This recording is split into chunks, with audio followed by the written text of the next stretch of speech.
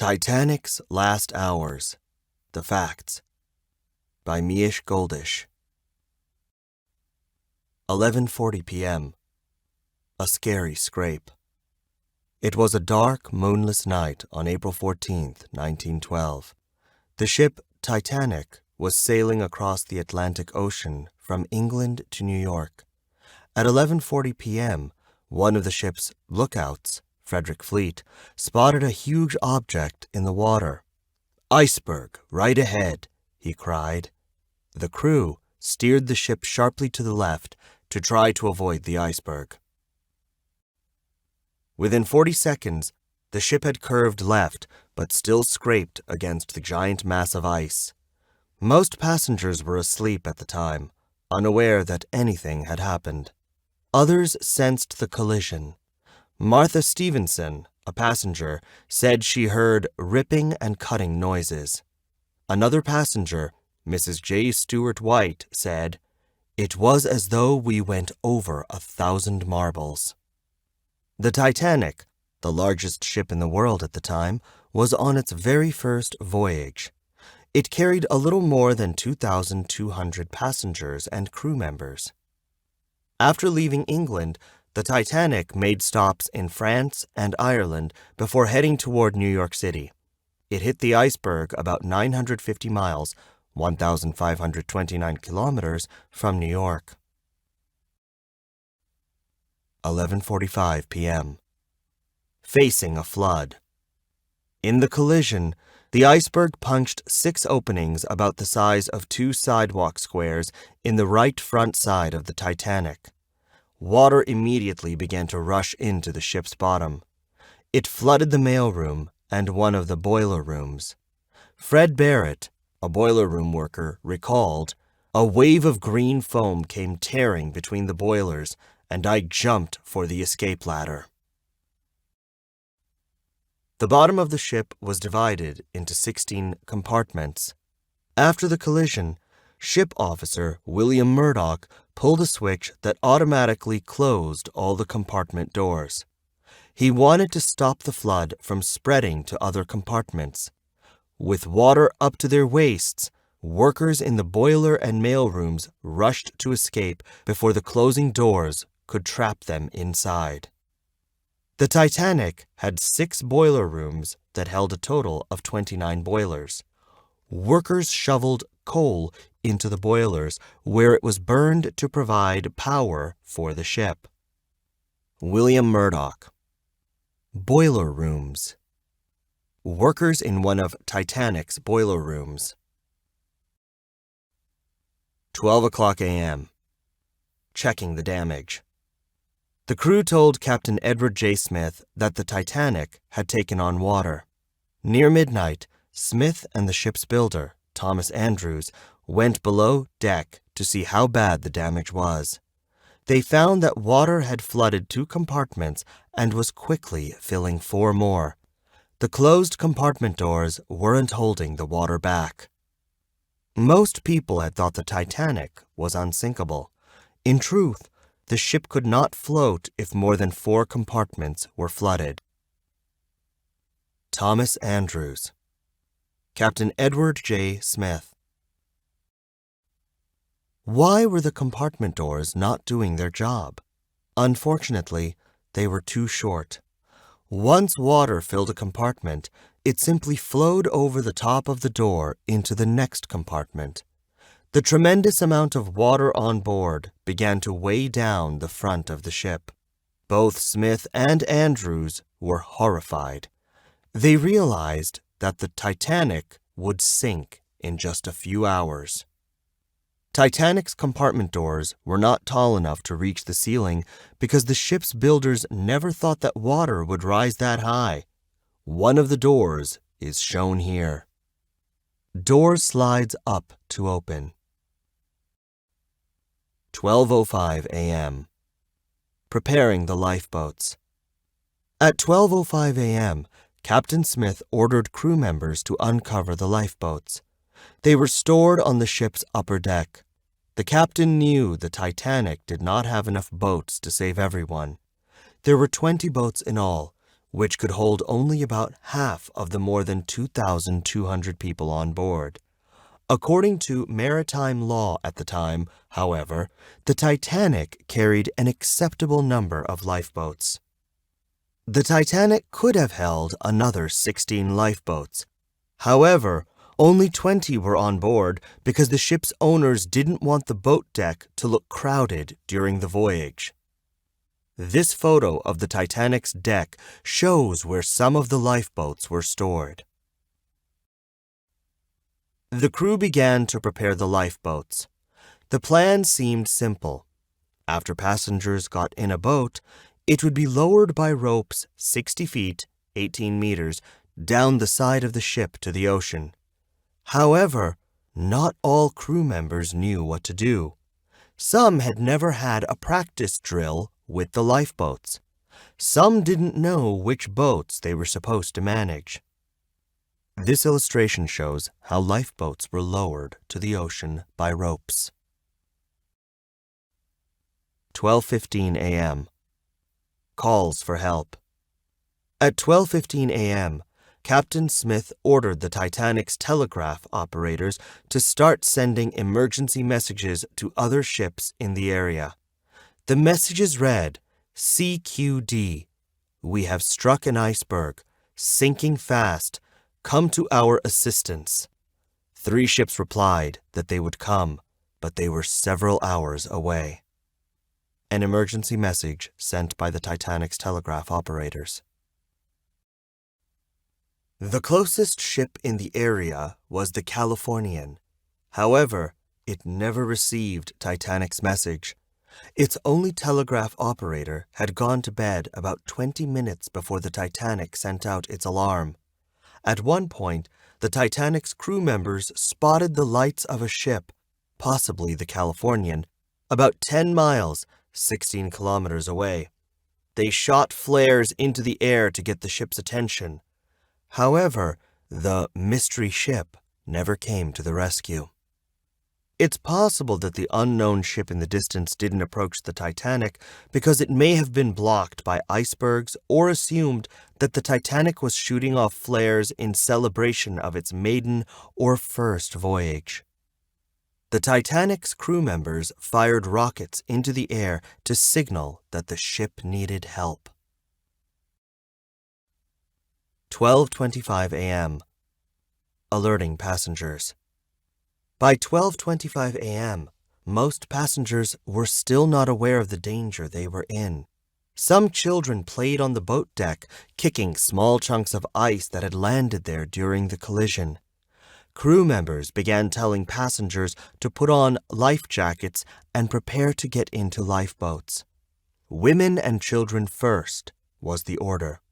No men would be allowed to board, except for crew members who would row the lifeboats. A painting showing crew members directing passengers to the huge boat deck. When the orders came, many passengers were asleep in their cabins and had to be awakened. Some got fully dressed before coming out into the cold night air. Others remained in their pajamas, simply throwing on a heavy coat. Some passengers refused to leave their rooms, believing they were in no danger.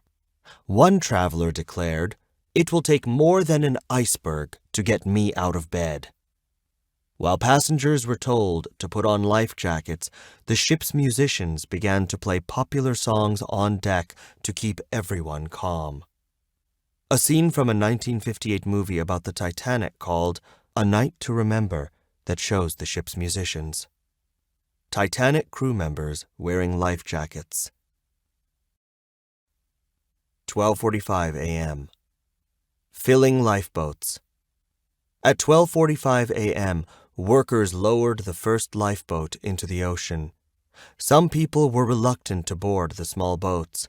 Many passengers thought the giant ship Titanic was a much safer place to be than the small wooden lifeboats. Only 27 people occupied the first boat, even though it could hold 65. Crewmen helped women get into the lifeboats. Some women insisted on staying on the ship with their husbands. The wealthy Ida Strauss refused to leave her husband, Isidore. He owned Macy's, the world's largest department store. Ida told him, "Where you go, I go. As we have lived, so will we die together." Isidore Strauss begged his wife to get into a lifeboat, but she refused. She gave her expensive fur coat to her maid, who boarded a lifeboat. "I won't need this anymore," Ida told her. Isidore and Ida Strauss. Macy's department store in New York City in 1910. 1:15 a.m. Sinking deeper. By 1:15 a.m., the Titanic's bow was tilted deeper into the ocean. All the passengers now realized the danger they faced and were eager to get into lifeboats. With time running out, the scene grew more chaotic. Crew members quickly began to toss women and children into boats. This scene from the movie A Night to Remember, 1958, shows both women and men desperately trying to board the Titanic's lifeboats. Some men were desperate to escape the sinking Titanic. One husband saw an empty seat in his wife's lifeboat and decided to join her. As the boat was being lowered, he leaped into it from the deck. Unfortunately, he landed on a passenger. In the fall, he broke 2 of her ribs and knocked her unconscious. Some of the ship's officers used guns to fire warning shots to prevent men from rushing into the lifeboats. In another scene from A Night to Remember, an officer on the Titanic fires a gun to scare men away from the lifeboats. 1:50 a.m. Brave workers. By 1:50 a.m., the Titanic's bow was completely underwater. However, the ship's lights were still on because the engine room crew was working hard to keep the sinking ship from losing power. Lawrence Beasley, one of the passengers, noted, "To keep the engines going so that the decks might be lighted to the last moment required sublime courage." Engine workers kept the ship's lights on to help the passengers and crew see their way around on deck. Other crew members also showed amazing courage as the ship sank. Telegraph operators kept sending out distress messages. Officers loaded and lowered more lifeboats, sometimes giving their own life jackets to women or children who needed them. The Titanic's musicians continued to play even as it grew harder for them to stand on the slanted deck of the ship. 5 ship mail clerks guarded the mail bags, which had been removed from the mailroom when it flooded. About 3,400 bags containing approximately 7 million pieces of mail were lost in the sinking. Radio Officer Jack Phillips. The Titanic's radio station. 2:05 a.m. Sad goodbyes. At 2:05 a.m., the last 2 lifeboats were loaded and lowered into the water. Men said goodbye to their wives and children. John Jacob Astor IV, one of America's wealthiest men, helped his pregnant wife, Madeline, into a lifeboat. Their son was born in New York City 4 months later. John Jacob Astor IV. Madeline Astor. The last lifeboats to leave the Titanic were overloaded with passengers. Another millionaire on board, Benjamin Guggenheim, changed into his tuxedo. He told his servant, "We've dressed in our best and are prepared to go down like gentlemen." More than 1,500 passengers were left stranded on the ship. Some prayed, some cried, others just stood silently as the musicians continued to play. Most women and children who traveled in first class escaped the Titanic. Those left behind were mostly third-class passengers who stayed in the ship's lower levels.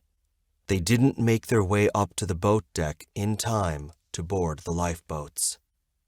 Benjamin Guggenheim was a wealthy American businessman. Third-class passengers Emily Goldsmith and her son, Frank Goldsmith Jr., were able to board lifeboats and survived. Frank Goldsmith Sr., Wright, unfortunately went down with the ship. 2:17 a.m. The final minutes. At 2:17 a.m., Titanic's lights began to flicker on and off. The musicians no longer played. Captain Smith ordered his crew to stop working. "Well, boys," he said, "do your best for the women and children and look out for yourselves." One survivor wrote, "I hung on by the rail and then let myself drop 75 feet, 23 meters, into the sea. When I hit the water, it was like a giant knife cutting into me. My limbs and body ached for days afterward." The Titanic was now tilted at a steep angle. Many items fell from the ship into the ocean, from beds and pianos to tables, dishes, and suitcases. The ship's stern rose high into the air. Many people climbed to the top to stay as far away from the ocean as possible. Those who couldn't hold on fell into the freezing water. A few lucky ones managed to swim to lifeboats and climb inside. As the back of the ship rose into the air, hundreds of passengers and crew fell into the ocean. 2:20 a.m. The Titanic disappears. At 2:20 a.m., the Titanic sank completely into the deep ocean. People in lifeboats watched in horror as the giant ship disappeared.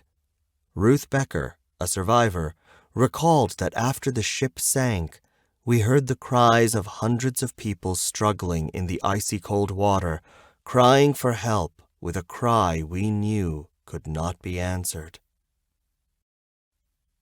Eventually, the crying stopped. The people bobbing in the ocean could survive only about 30 minutes in the freezing water.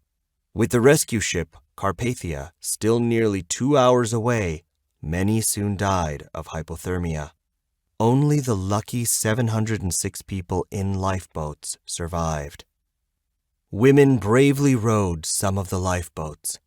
One famous Titanic survivor, Margaret Molly Brown, encouraged the women in her boat to row and to pick up swimmers from the ocean.